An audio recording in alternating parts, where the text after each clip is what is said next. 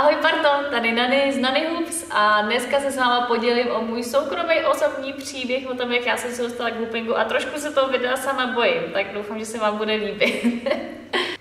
Moje cesta k hoopingu začala už asi před 5 roky, kdy jsem o tom ještě vůbec ani netušila. Po takovém trošku nešťastným období v mém životě jsem skončila na antidepresivech, přibrala jsem hodně kilo, měla jsem asi o 25 kilo víc, než mám teď a vůbec to bylo takový trošku smutný období v mém životě. Potom se stala velká změna, přišel rozchod a všechno bylo úplně vlastně vzhůru nohama v mém životě. Uvědomila jsem si, že cesta musí trošku někudy jinudy, než šla doteď.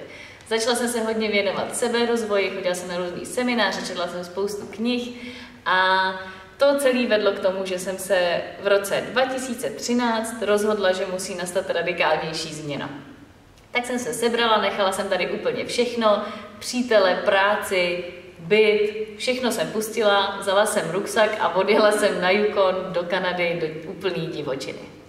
Tam jsem žila po dobu 5 měsíců v komunitě asi 15 lidí, pracovala jsem tam v muzeu divoký zvěře a bylo to úžasný, užila jsem si krásný léto a bylo to poměrně náročné, protože jsme tam byli úplně opuštění uprostřed ničeho, ale ta krása té přírody tam to se v podstatě nedá vůbec popsat.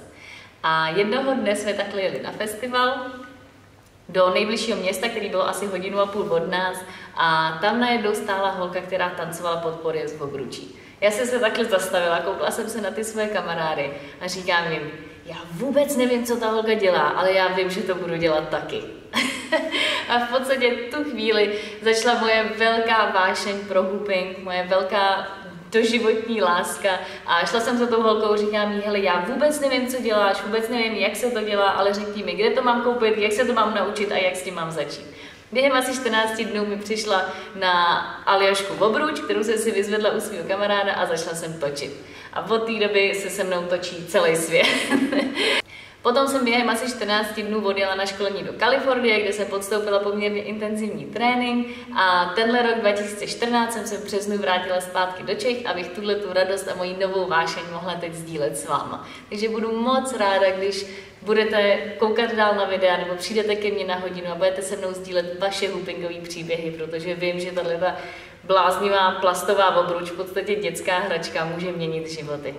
Tak jo, děkuju a mějte se krásně a pojď mi Můj příběh, to se možná rozpláču, ale v tomhle. Střih.